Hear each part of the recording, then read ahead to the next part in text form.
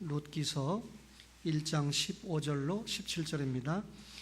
나오미가 또 이르되 보라 내 동서는 그의 백성과 그의 신들에게로 돌아가나니 너도 너의 동서를 따라 돌아가라 하니 롯이 이르되 내게 어머니를 떠나며 어머니를 따르지 말고 돌아가라 강권하지 마옵소서. 어머니께서 가시는 곳에 나도 가고 어머니께서 머무시는 곳에서 나도 머물겠나이다. 어머니의 백성이 나의 백성이 되고 어머니의 하나님이 나의 하나님이 되시리니 어머니께서 죽으시는 곳에서 나도 죽어 거기 묻힐 것이라. 만일 내가 죽는 일 외에 어머니를 떠나면 여호와께서 내게 벌을 내리시고 더 내리시기를 원하나이다 하는지라. 아멘. 제가 오늘 봉독해 드린 말씀을 드리기 전에 좀 한 말씀 이렇게 드리는 게 좋겠다 그런 생각이 듭니다. 여러분들이 다 힘드시겠습니다만은 텔레비를 이렇게 틀면 엄청난 재난을 참 우리가 이렇게 당하고 있는데 그것이 한 배가 이렇게 파손이 돼서 300명이 넘는 우리 학생들이 참 생명을 잃었다. 그렇게 해도 참 우리가 얼마나 마음이 아픈 일이겠습니까? 거기 꼭 뉴스에서 여러분들이 계속 거의 뭐 하루 종일 모든 방송들이 꼭 거기에다가 구원파가 그렇게 했다, 기독교가 그렇게 했다, 또 복음 침례라고 하는데 복음파가 그렇게 했다. 우리가 믿는 가장 중요한 신앙의 핵심 되는 그 단어들을 얘기하면서 얘기를 하면 우리 온 성도님들이 다 그러겠습니다만 저도 너무 마음이 아파요. 죽은 사람 참 아까운 우리 아들과 딸들을 생각해도 눈물이 나지만은 교회가 이렇게 짓밟힘을 받는가? 이게 무슨 얘기인가? 우리 주님이 얼마나 슬퍼하시겠는가? 그걸 생각하면 참 또 다른 면에서 못지않게 마음이 아프고 슬픈 그런 생각을 갖고 오늘까지 저도 이렇게 왔습니다. 우리 성도님들이 참 힘드셨으리라고 생각이 됩니다. 여러 가지 면에서 간접 직접으로 또 연결도 되어 있고요. 그저 어떤 말들은 변명처럼 불신자들이 우리를 받아들이기 때문에 어떤 말도 우리 교회가 하는 말을 그들은 받지 않습니다. 어제 제가 시무했던 송파 제일교회 어느 집사님이 저한테 전화를 했습니다. 여집사님이신데 수지에 사는 분인데, 목사님 제 시어머님이 세상을 떠나셨습니다. 그래서 그 얘기를 이제 한참 하면서 제가 이렇게 좀 찾아가서 문상도 하고 위로도 드려야 되는데 그렇게 못해서 죄송합니다. 제가 몰랐습니다. 근데 그러면서 그분이 참 전도를 많이 하시는 분인데, 제가 뭐 햇빛이 나서 그랬는지 양산을 쓰고, 그분은 뭐 누대니 전도하거든요. 어느 나이 많은 분에게 예수 믿으라고 했더니 그분이 대답도 하지 않고, 그 지팡이가 쇠로 만든 지팡이인데 얼마나 자기를 두개 팼는지, 마침 자기가 양산을 이렇게 딱 쓰고 있어서요, 양산은 다 망가졌습니다. 그래도 몸은 다치지 않아서 하나님께 얼마나 감사한지요. 그렇게 얘기를 하더라고요. 그래서 이게 지금 예수를 안 믿는 사람들이 교회를 향해서 갖는 그들의 감정이구나, 그렇게 생각하면서 참 제가 마음이 아팠습니다. 참 이거 어떻게 해야 되는가? 우리 주님이 다 하시지 않겠습니까? 제가 뭐 다른 말씀보다도 우리 성도님과 함께 성경 한 곳 보고 제가 잠깐 말씀드리고, 그 다음에 이제 오늘 증거한 말씀 제가 드리겠습니다. 요한계시록 9장 19절 말씀 한번 보시면 좋겠습니다. 요한계시록 9장 19절.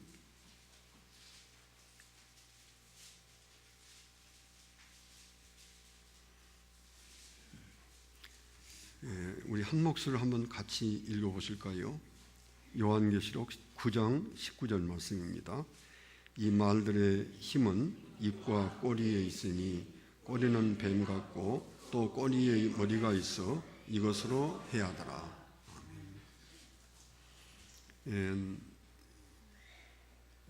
제가 이 말씀을 오늘 전하려고 이 자리에 쓴 건 아니기 때문에 간단하게 제가 말씀을 드리겠습니다.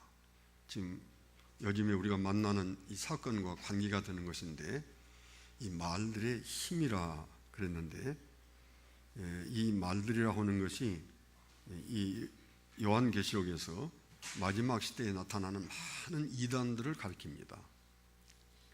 그 이단들의 특징이 있는데, 그 특징은 그 힘이 어디 있느냐? 그 힘이, 그 말들의 힘은 그 입에 있다고 했어요.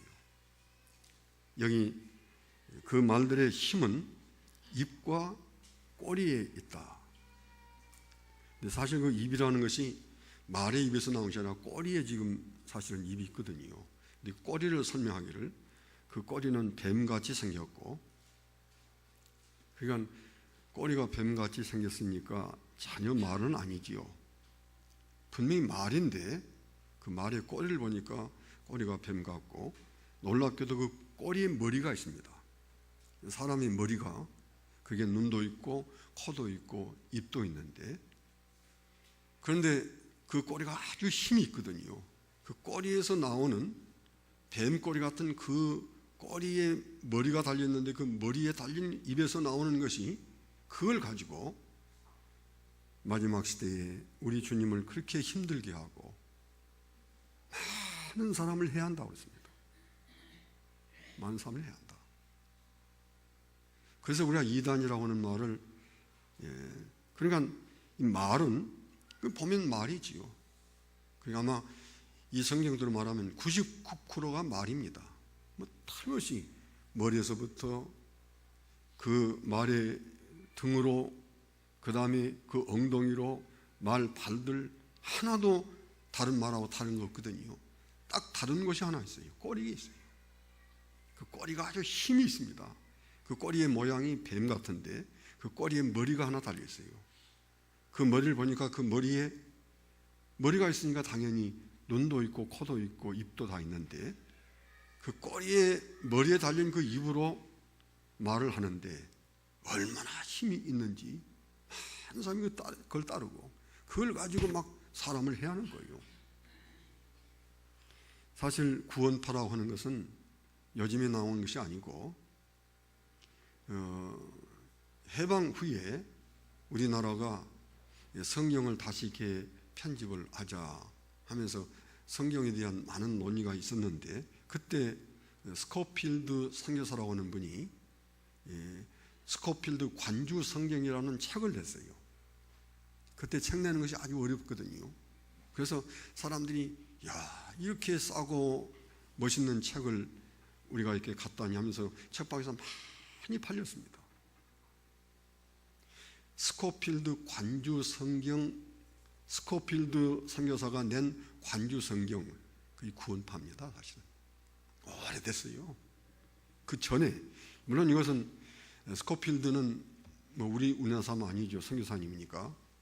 그리고 이제 여러분들이 잘 아시는 대로 아마 잘 모르실 거예요.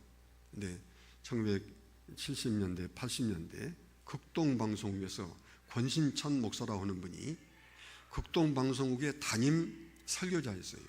그분의 설교가 매일 나오는 겁니다.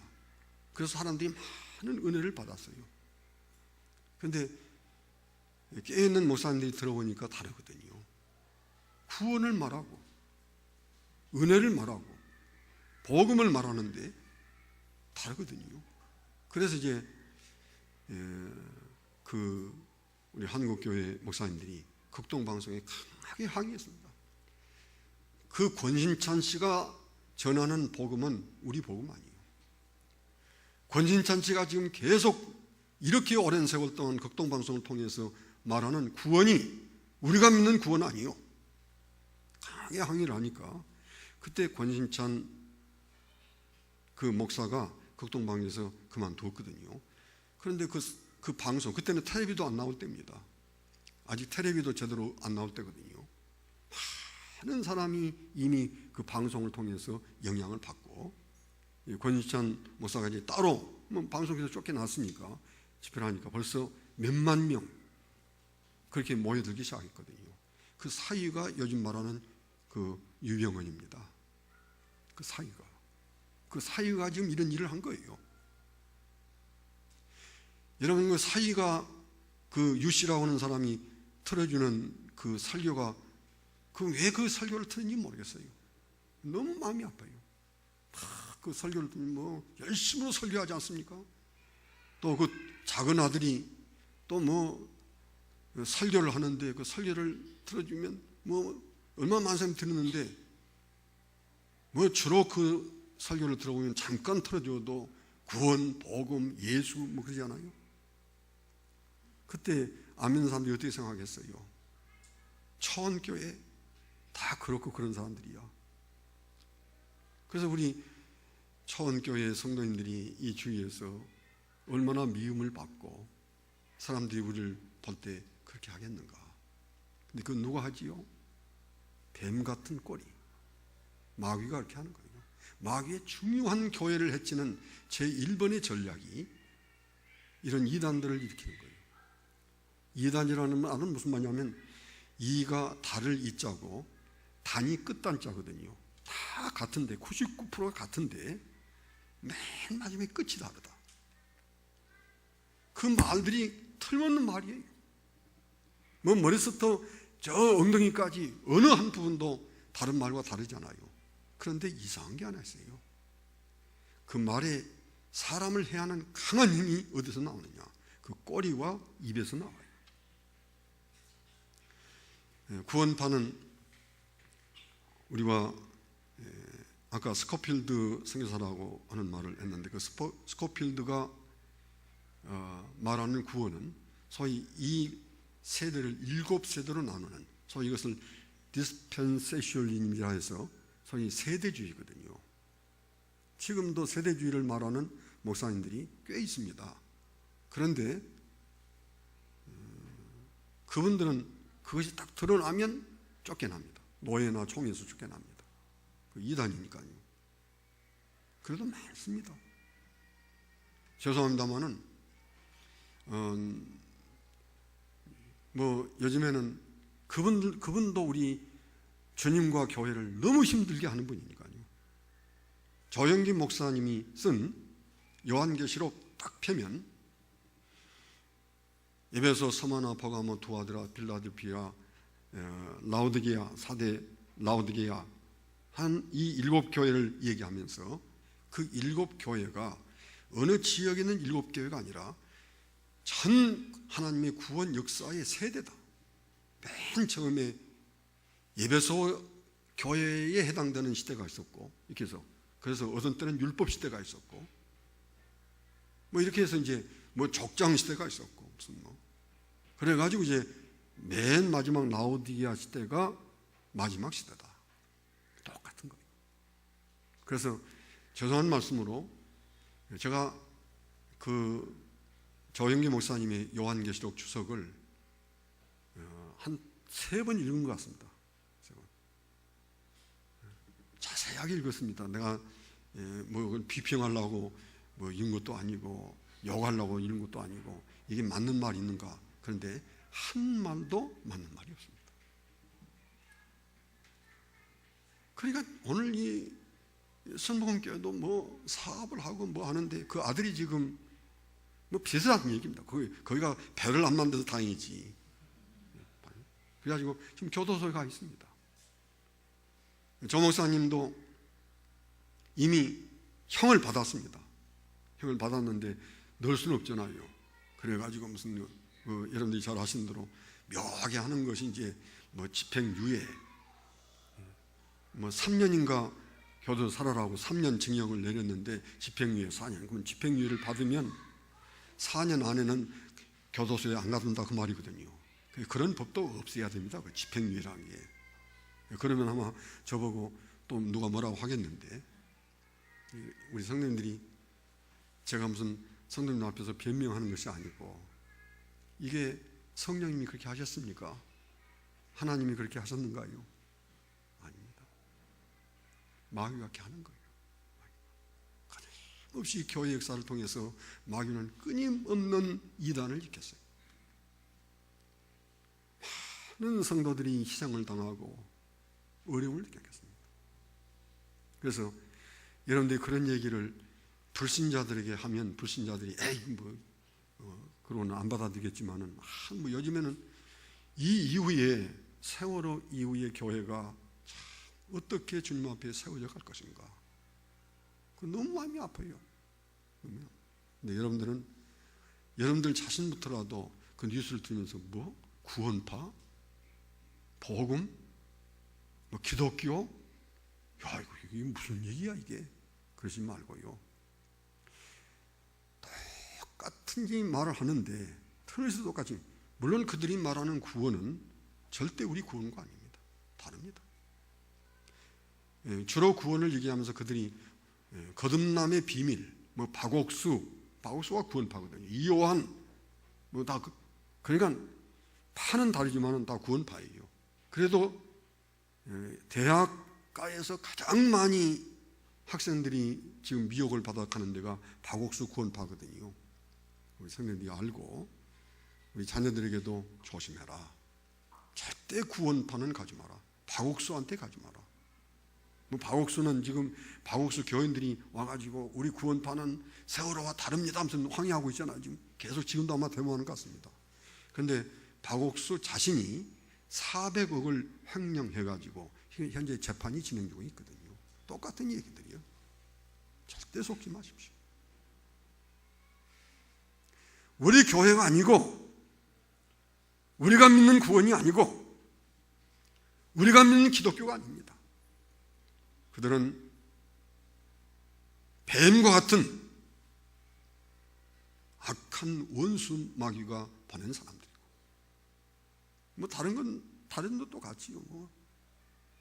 저 여호와의 증인, 문선명파, 뭐가 다른가요? 요즘에 신천지 가지고 14만 4천 명이 이제 다 모여지면 신천지가 온다고 합니다. 그런가요? 근데 하나님이 너희들 속지 말라고 하나님 말씀은 언제든지 정확하게 얘기하거든요. 우리 요한계시록 7장 9절에 보면 14만 4천 명은 여기 있으니 그들은 제 손을 이렇게 하면서요. 그들은 각 나라와 족속과 민족과 방언에서 아무도 얻어 셀 수 없는 물이라고 했어요. 신천지 말이 그 말로 신천지가 미혹을 하는데, 성경 말씀 딱 그걸 보면 요한계시록 7장 9절에 14만 4천 명을 얘기하면서 그들은 각 나라와 족속과 민족과 방언에서 온 세계에서 온 거예요. 그리고 그 전 세계에 구원받은 사람들이 모이지 어떻게 14만 4천 명이 한국에서만 오겠습니까? 그리고 그 다음에 말하기를 아무도 셀 수 없는 큰 물이라고 했어요. 14만 4천 명을 여자적으로 하나 둘 셋에서 세는 그게 아니에요. 그 말은 여러분 잘 안 들어 12 곱하기 12 해서 이건 택자 수니까 성경이 그걸 해석하기를 아무도 셀 수 없는 큰 물이. 그런데 지금 신천지에서 하는 말이 한국 사람, 외국 사람 누가 오겠습니까? 한국 사람이 14만 4천 명 수가 딱 차면 지금 10만 명 넘었다고 하거든요. 그러면 신천지가 온다는 거야.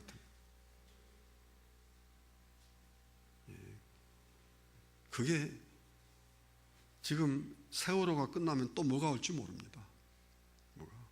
그런데 많은 삶을 해야 하는 이 악한 세력들이, 그래서 그 목적이 무엇인가요? 그 목적은 교회를 무너뜨리는 거예요. 예수님 오시기 직전에 교회를 무너뜨려서 하나님의 구원을 뒤집어 엎는 겁니다. 아마 참 우리가 미안합니다만은 여기 앉아있는 우리 젊은 우리 성도님들 마음속에 뉴스를 보면서 기독교에 대해서 강한 의문감이 생기고 구원파, 구원에 대해서 강한 마음속에 의문이 생기고 복음이라는 게 뭐 결국은 저런 건가 해서 복음에 대해서 강한 의문이 생기고 그럴 겁니다. 그게 그 꼬리가 뱀 같은 마귀가 노리는 거예요. 그래서 우리 구원 믿지 못하게 하고 복음 믿지 못하게 하고 기독교 안 믿으면 그 다음에 뭐 구원 안 이루잖아요.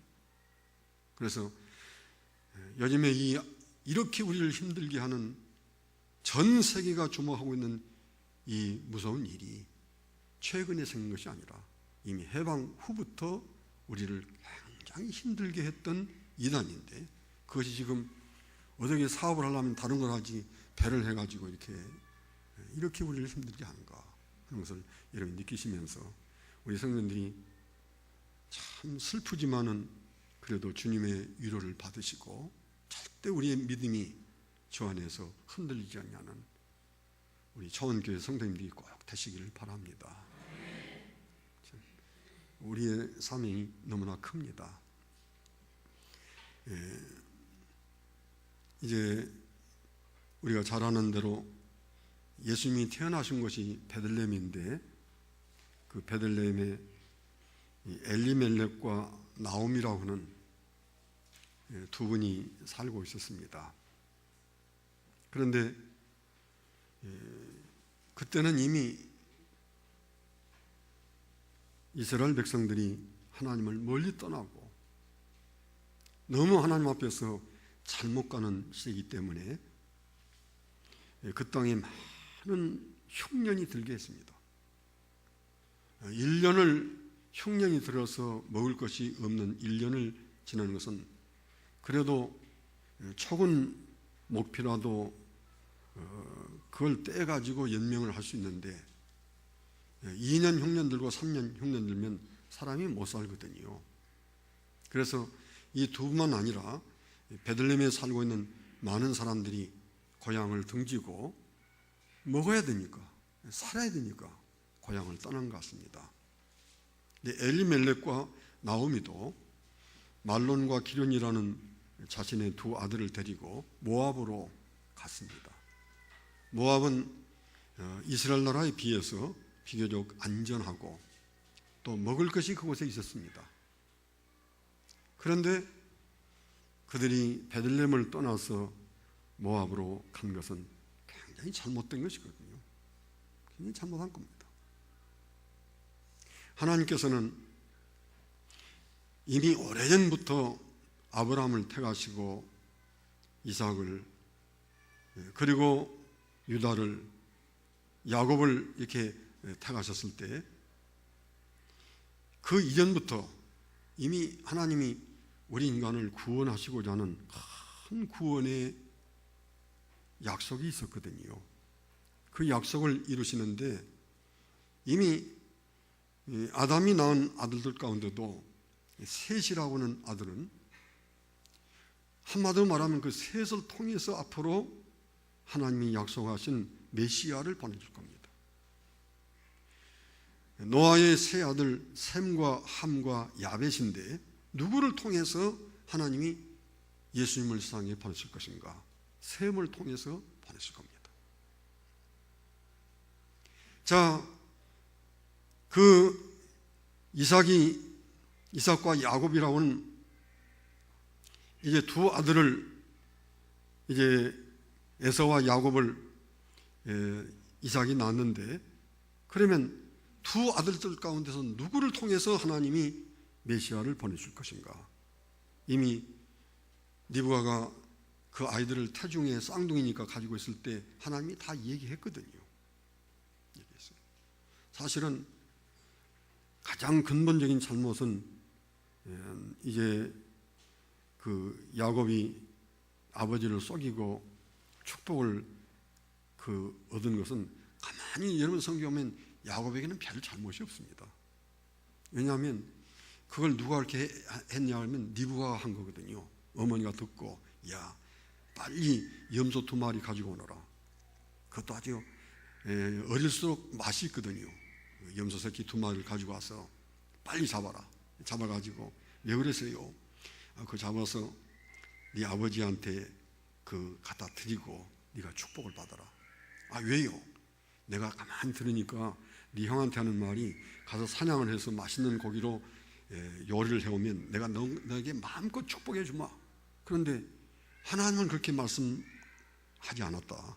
하나님은 분명히 내게 형이 아니라 그 동생 야곱을 통해서 하나님이 그 구원의 역사를 이루어가고 그 야곱을 통해서 지금 메시아를 보내겠다고 약속했는데 네 아버지가 지금 나이가 많아서 지금 노망이 됐어요. 그래서 그 털을 다 만들어준 것도 어머니가 했고 말도 다 어머니가 해준 그대로 한 겁니다. 진짜 거짓말은 누가 했습니까? 그래서 우리 성경에 보면 야곱은 거짓말쟁이 그런 말 별로 없습니다. 진짜 잘못은 이삭이 잘못한 거고 그렇게 되기 전에 돌아가실 일이지. 그렇게 나이가 많아가지고 눈도 안 보이는 분이 저 사냥한 고기 가지고 오라고 그래서 왜 그런 말을 합니까? 그 무슨 말입니까 그 말이? 무슨 장자가 돼서 아버지가 주시는 재산을 많이 받겠다는 것이가요? 거의 모든 재산은 사실은 에서가 다 가져갔어요. 뭐 때문에 그 장자권이 필요한가요? 아니, 그 장자권이라는 게 그를 통해서 메시아가 오시는 거예요. 그걸 영적으로 보면 치열한 싸움이 있는 거예요. 12아들들 가운데서 느벤도 아닙니다. 시몬도 아닙니다. 레위도 아닙니다. 넷째 아들 유다를 통해서 메시아가 오는 거예요. 이걸 이제 보통 성경에서 말하는 구속의 역사, 마치 금줄처럼 이어져 있는 구속의 역사라 해서 이것을 이제 보통은 골든 라인이라고 그러거든요. 성경은 아주 금줄과 같은 거다. 그것이 요한계시록까지 계속이 되는 것이지요. 그런 면에서 하나님의 이 구속의 역사는 굉장히 중요한데, 그래서 하나님이 처음부터 그의 참 백성으로 아브라함의 후손을 선택하실 때 3가지를 하나님이 다 준비를 했어요. 3가지를 준비케 하셨는데, 첫째는 하나님 주시는 말씀. 꼭 그 말씀을 간직을 해라. 그 말씀이 무슨 뜻인가요? 그 말씀은 메시아를 보내겠다고는 하나님의 약속이죠. 두 번째는 혈통입니다. 메시아가 태어나는데 그냥 아무에게서나 여인의 후손에서 태어나면 안 되거든요. 오랜 세월 동안 수천 년을 통해서 하나님이 준비를 하시는데, 그래서 성경의 역사라는 것은 뭐냐 그러면 계속 사탄이 이 혈통을 끊는 거예요. 계속 끊는 거예요. 왜 끊어야 사탄은 걸 알거든요. 이 얼마나 중요해요. 이걸 끊으면 메시아가 못 올 거 아니겠어요? 그래서 성경에서 그런 얘기들을 뭐 아달랴 역사라든지 이런 것들이 굉장히 많습니다. 그리고 세 번째는 땅을 준비하신 거예요. 예수님이 우리나라에 태어나시면 참 좋겠습니다만은, 그래도 예수님 우리나라에 안 태어나십니다. 왜냐하면 하나님이 유대 땅 베들레헴에서 메시아가 태어난다. 이 3가지를 준비하는 거예요. 유대인의 역사는 밥 먹고 좋은 밥 먹고 좋은 집을 짓고 사는 것이 유대인의 역사가 아니고, 하나님이 이미 그들에게 딱 위임하신 그대로 그 말씀을 간직하고, 성도들의 인내가 여기 있나니 저희들은 하나님의 계명과 예수 믿음을 지키는 자라. 말씀 지키는 거예요. 그 하나님의 말씀을 딱 지키는 겁니다. 그래서 계속 그 후손들에게 그들이 전하는 얘기가 무엇입니까? 이건 하나님의 언약인데, 그 아들, 딸에게 야, 우리는 죄인이야. 태어날 때부터 우리는 죄인으로 태어나는 거야. 우리 스스로는 구원받을 수 없어. 하나님이 그의 아들을 메시아로 이 땅에 보내는 거야. 네가 그를 믿으면 하나님이 너를 그의 백성으로 삼으시고 너를 통해서 그의 일을 이루시고, 너도 다른 사람에게 이걸 전하라고 하기 위해서 좋은 직장도 주고 너희 삶 속에 축복도 주는 거야. 그것이 계속 이스라엘 백성들이 그 말씀을 지키는, 그리고 그 말씀을 모은 것이 구약 아닙니까? 구약은 한마디로 말하면 뭔가요? 구약은 우리 요한복음 5장 39절에서 예수님이 하신 말씀이, 너희가 성경에서 영생을 얻는 줄 생각하고 이 성경을 생각하거니와 이 성경이 곧 내게 대해서 증거하는 거라. 구약 전부가 예수님 증거하는 거예요. 예수님을 증거하는 거예요. 그러니까 이 구약을 그들은 그 유대인의 하나님으로 받은 중요한 이스라엘 백성들의 사명은 구약이라고는 메시아를 보내시겠다는 하나님의 약속의 말씀을 간직해 온 거예요. 생명을 바쳐서 이 말씀을 간직해 온 겁니다. 이걸 소위 사본이라고 하는데 사본이 쉽게 만들어진 거 아니거든요. 굉장히 그들은 이 말씀을 간직했습니다. 그렇게 간직을 했고, 그 다음에 그들은 특별히 유다지파를 통해서 메시아가 오시니까 유다지파를 보호하는 거예요. 땅을 분배할 때도 유다지파의 땅은 한가운데 있었어요. 그리고 다른 11지파가 유다지파를 싸고 보호하는 거예요. 왜? 유다지파를 통해서 메시아가 오시니까요. 그리고 이제 그 메시아는 유대 땅 베들레헴에서 태어나실 거거든요. 그런데 사실 가장 중요한 그 역할을 지금 맡은 가정이 누구냐면 엘리멜렉이에요. 엘리멜렉. 쉽게 말하면 앞으로 엘리멜렉을 통해서 예수님이 오시고, 그 다음에 말론과 기련이라는 두 아들이 있는데 그 두 아들 중에 한 아들을 통해서 예수님이 오실 거거든요. 이 얼마나 중요한 사명이에요. 그런데 그 중요한 사명을 망각하고 베들레헴에서 저 모압으로 이사를 간 것이지요. 그때 하나님이 그냥 두고 볼 수가 없었습니다. 그래서 우리가 이 룻기 1장 21절 보면 나오미가 고백하는 말이 하나님이 우리를 징벌하셨다고 했어요. 다른 사람은 밥을 먹기 위해서 베들레헴을 떠날지는 몰라도 세상에 하나님이 이렇게도 중요하게 그의 아들 메시아를 땅에 지금 보내신다고 하는데 너희들이 이 사명이 얼마나 중요한 것인가를 알면서 하나님이 너희들한테 아무리 흉년이 들어도 먹을 거 안 주겠니?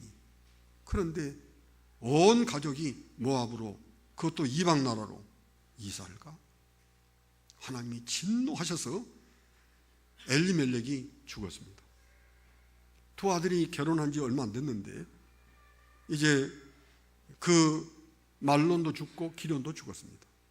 그러다 보니까 나오미하고 큰 자부 오르바하고 둘째 자부 룻하고 세 여인만 남았습니다. 그때 이 나오미가 그 가정에 오는 불행이 무엇인가 하는 것을 잘 알았습니다. 그래서 이제 가자. 내 고향 베들레헴으로 내가 가야 된다 하고 이제 가는데 그 큰 자부 오르바와 둘째 자부 룻이 그 불쌍한 어머니를 그냥 가라고 할 수는 없잖아요. 그래서 따라오는 겁니다. 그때 룻이 그 자부들에게 얘기했습니다. 너희들이 나를 따라오면 아무 소망이 없다. 아니 네 남편들 다 죽고 내 나이 많은 내 과부가, 나는 과부가 됐는데 나를 따라와서 너희들에게 도대체 무슨 장래가 있고 소망이 있겠니? 돌아가라. 그러니까 그 말을 듣고 오르바는 돌아갔습니다. 돌아갔는데 그냥 돌아갔다고 하지 않냐고 그 백성과 그 신들에게로 돌아갔다고 했어요. 그 백성과 그 신들에게로 돌아갔어요. 그런데 둘째 자부 룻이 계속 따라오거든요. 야, 네 그 오르바는 내 말을 듣고 그 백성에게로 그 신들에게로 돌아갔는데 왜 너는 계속 나를 따라오려고 하느냐? 그때 룻이 어머니에게 얘기를 했습니다. 어머니께서 나로 어머니를 떠나며 어머니를 따르지 말고 돌아가라 강권하지 마십시오. 어머니께서 가시는 곳에 내가 갈 것이고 어머니께서 유숙하시는 곳에 내가 유숙할 겁니다. 어머니의 백성이 내 백성이 되고 어머니의 하나님이 내 하나님이 되실 겁니다. 그리고 어머니께서 죽으시는 곳에 나도 죽어서 뭐 성경에는 없지만은 내 시체도 어머니 무덤 곁에 장사를 하도록 그렇게 할 겁니다. 나는 어머니 떠나지 않습니다. 단순하게 참 시어머니를 사랑하는 자부의 말이라고 우리가 할 수 있겠습니다만은 사실 그 속에 굉장한 고백이 있지요. 굉장한 신앙 고백이 있습니다. 거기에 신앙 고백이 있거든요. 어머니께서 나로 어머니를 떠나며 어머니를 따르지 말고 돌아가라. 강권하지 마십시오. 나는 이 가정에 잡으러 와가지고 어머니를 모시고 살면서 이 가정이 어떤 가정인가 하는 것을 알게 됐습니다. 이 가정이 섬기는 여호와 하나님이 누구신가 하는 것을 알게 됐습니다. 어머니께서 내게 계속 말씀하신 그대로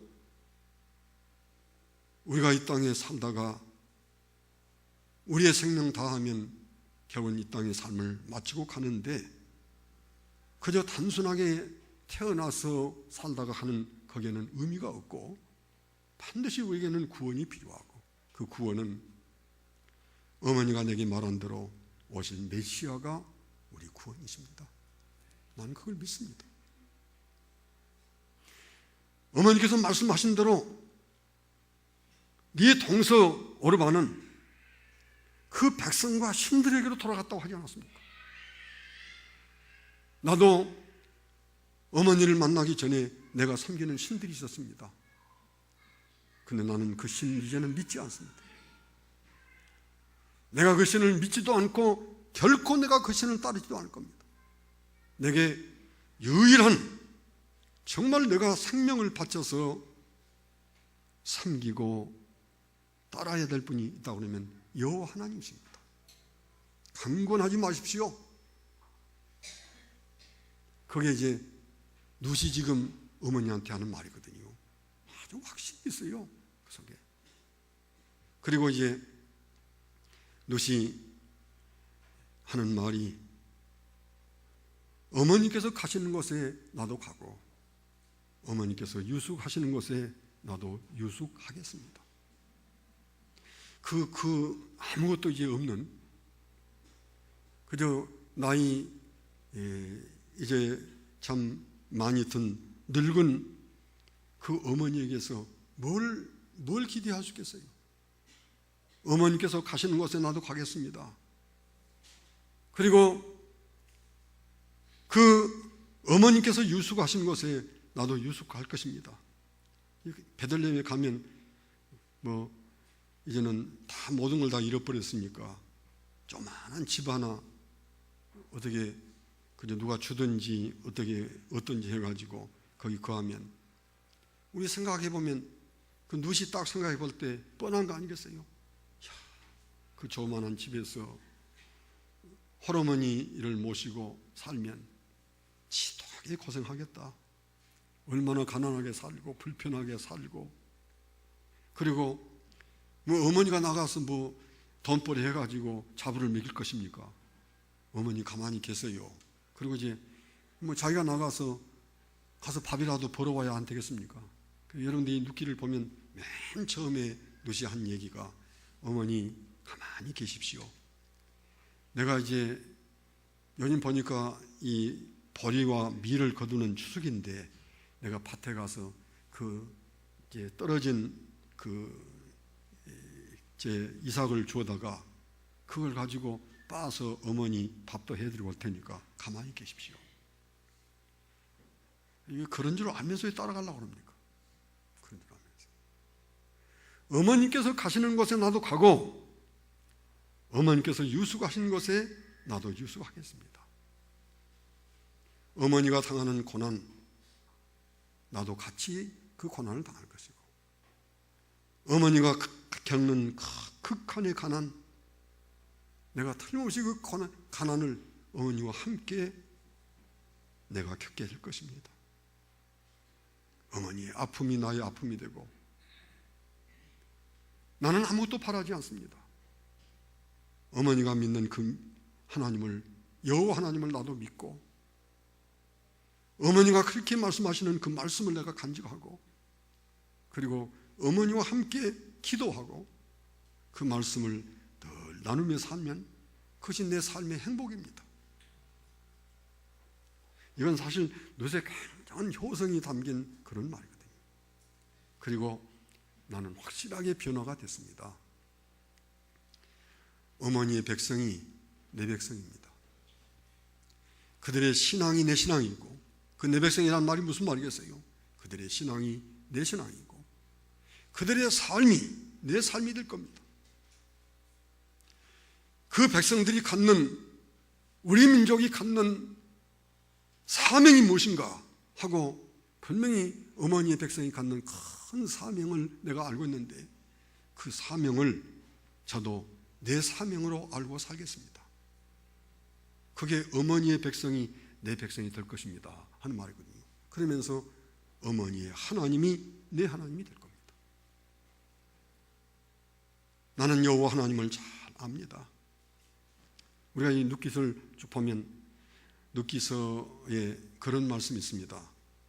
그 보아스가 하는 말인데, 보아스가 룻을 만나서 하는 말이, 여호와께서 네가 행한 일에 복을 주시기를 원하고, 룻기서 2장 10절만 보면 그런 말씀이 있거든요.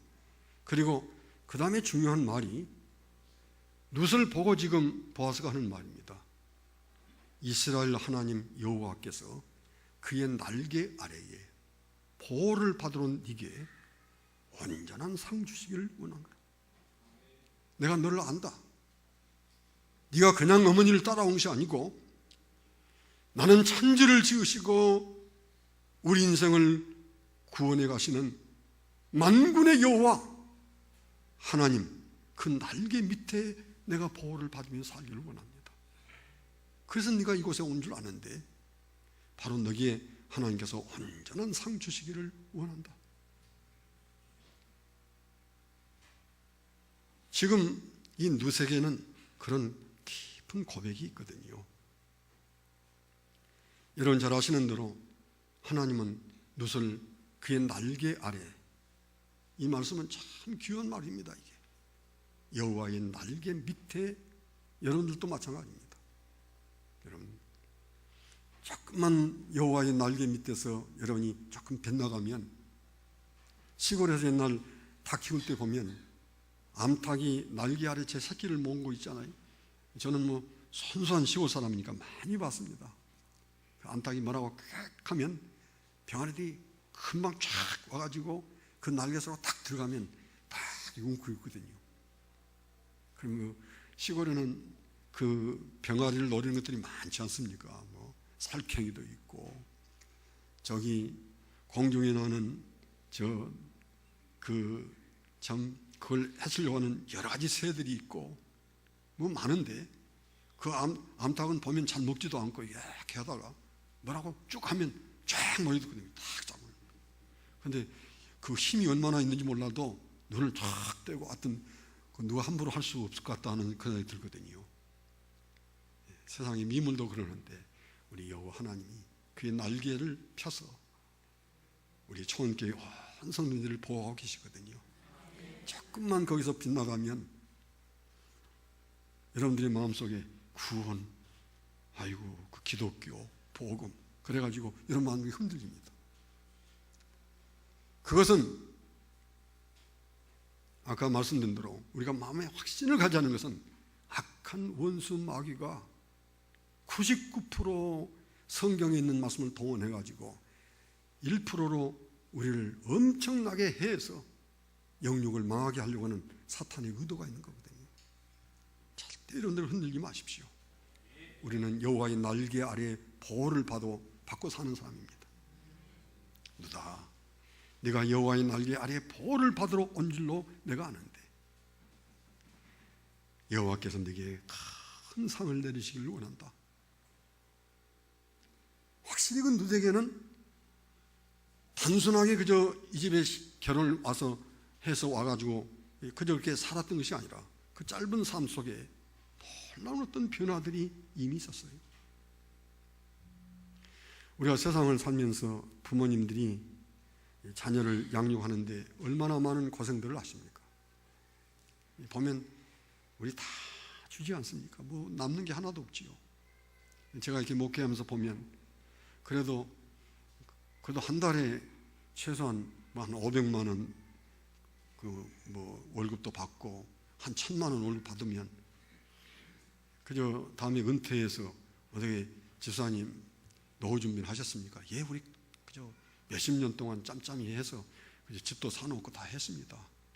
그건 이제 그만큼 버니까 그렇지요. 근데 한 달에 한 200만 원, 300만 원 벌면 그거 밥 먹기 힘듭니다. 애들 가르치고. 그래서 이제 은퇴하면 내가 물어보면 속상할 테니까 안 물어보죠. 그러나 아무것도 없거든요. 아무것도.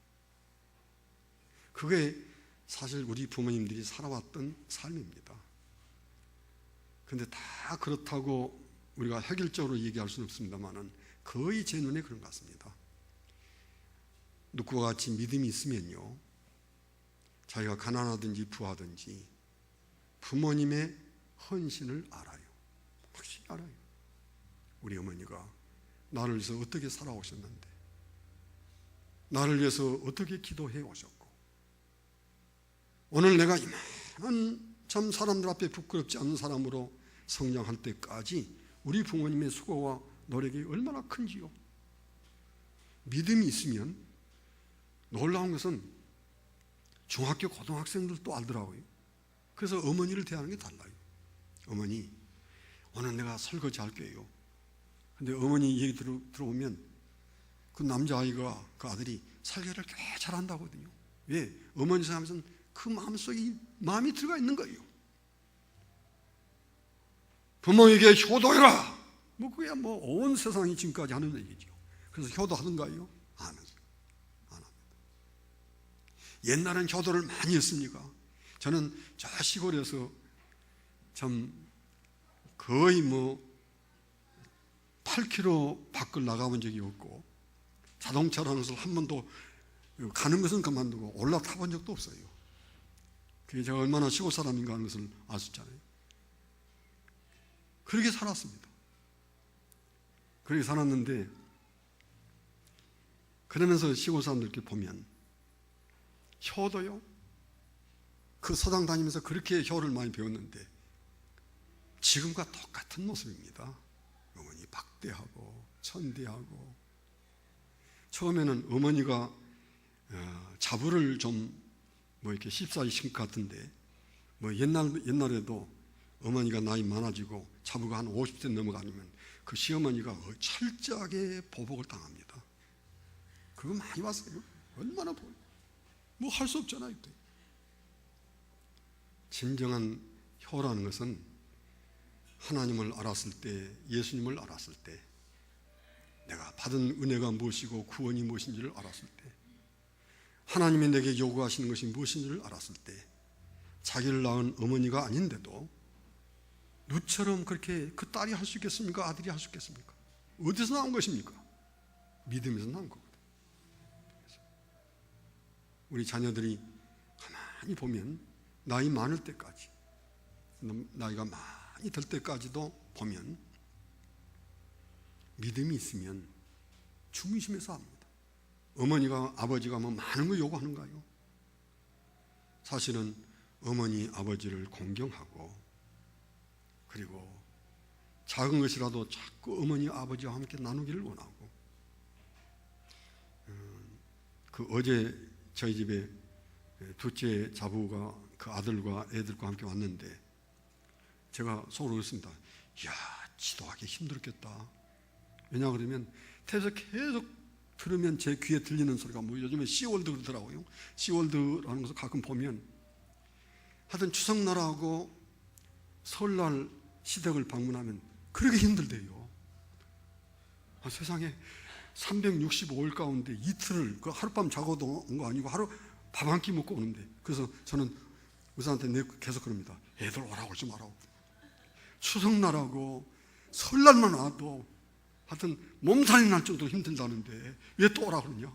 근데 어제 와서 제가 굉장히 미안하기도 하고, 가서 또 몸살 나는 거 아닌가 그 생각이 들었습니다. 그런데 그렇지 않습니다. 정말 믿음이 있으면요, 가만히 보면 어떤 분은 자기 장모님에게, 장인에게 매일 전화합니다. 전화를 못하면 애들한테 시켜달라고 합니다. 그래서 어머니 건강하시지요? 제가 지난달에는 찾아뵀는데 이달은 못 찾아뵈서 죄송해요. 근데 내가 이 회사 일이 바빠서 그런데 수일 내로 꼭 갈게요. 가면 어머니 내가 맛있는 것도 사가지고 갈 겁니다. 근데 그게 어디서 오는 것인가 하면 믿음에서 나온 겁니다. 확실히 믿음에서 나옵니다. 우리의 사랑하는, 참 우리가 효도라는 것이 뭔가요? 예수님, 저 부모님이 예수님을 안 믿으시면 그 자부나 그 아들이 평생 마음에 소원한 게 있거든요. 목사님, 우리 어머님이 예수 믿고 천국 가신 것이 내 그렇게 소원이고 내 기도의 제목인데요. 그래서 그 어머님이 예수님을 믿으시고 교회를 그 자부를 따서 나오면 그 자부가 얼마나 그렇게 기뻐하는지, 그때 그 자부의 모습은 모든 걸 다 들여서 어머니에게 효성을 합니다. 어떤 딴도 그렇게 못한 만큼. 그게 어디서 나온 겁니까? 믿음에서 나온 거거든요. 믿음에서. 어머님이, 아버님이 예수님을 잘 믿으시면 그 아들과 그 딸들이 가만히 보면 그 어머니처럼 기도하기를 원하고, 어머니 기도가 자신들에게 응해진 것을 알면서 참 여러 가지면서 보답하기를 원하고, 그 어머니의 믿음과 그 신앙을 그렇게 본받기를 원하고, 사실 그 모습에서 나오는 그 아들과 딸의 그 모습은 지어낸 것도 아니고 어디서 배워서 한 것도 아니고 그 본심에서 나오는 건데, 제가 시간이 나면 참 제가 보았던 우리 교회 교인들 가운데 몇 분을 얘기할 수 있겠습니다만 감동적입니다. 진짜 감동적입니다. 오늘 우리가 누세 효성을 보면서 이게 자연인간 속에서 절대 나올 수 없는, 어머니께서 나로 어머니를 떠나며 어머니를 따르지 말고 돌아가라, 강권하지 마십시오. 나는 어머니가 믿는 하나님을, 여호와 하나님을 내가 믿었습니다. 여호와 하나님을 믿는 게 뭐예요? 이미 다른 사람의 입을 통해서 네가 이스라엘 여호와 하나님의 날개 밑에 보호를 받으러 여기까지 온 줄 내가 안다. 이 얼마나 놀라운 말입니까? 그래서 하나님께서 어떻게 하셨습니까? 사실은 족보로 보면 살롬을 통해서 예수님이 앞으로 태어나실 거고요, 이 족보로 보면 그 다음에 엘리멜렉을 통해서 예수님이 태어나실 거고요, 그 다음에 말론과 기련을 통해서 예수님이 이 땅에 오실 거거든요. 근데 말론과 기련도 죽고 엘리멜렉도 죽었습니다. 그때 하나님이 살론 후에 보아스를 통해서, 보아스가 룻하고 결혼을 해서, 그래서 낳은 아들이 오벳이거든요. 오벳이 아들을 낳았는데 그 오벳을 통해서 예수님이 오실 텐데 오벳이 낳은 아들이 이새거든요. 그리고 이새를 통해서 낳은 아들이 다윗이거든요. 무슨 말입니까? 여러분 가만히 보십시오. 모압 여자 룻이 놀랍게도 예수님의 조상이 된 겁니다.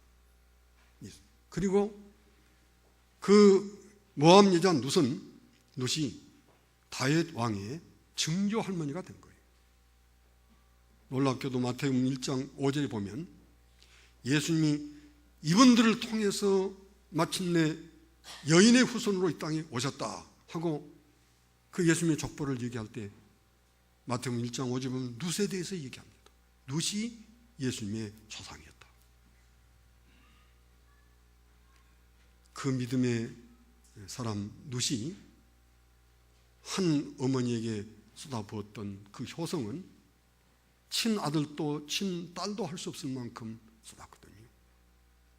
우리가 이런 믿음을 갖고 사랑하는 우리 부모님, 예수 안 믿으시면 효성을 쏟아야 그분을 예수 믿게 하거든요.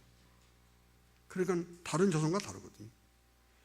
우리 어머니, 아버님이 예수님을 잘 믿으시면 우리가 그분들의 신앙과 인격과 그 삶을 따라서 함께 살려고 하면 사실 그보다 더 큰 참 헌신과 효도가 어디 있겠어요.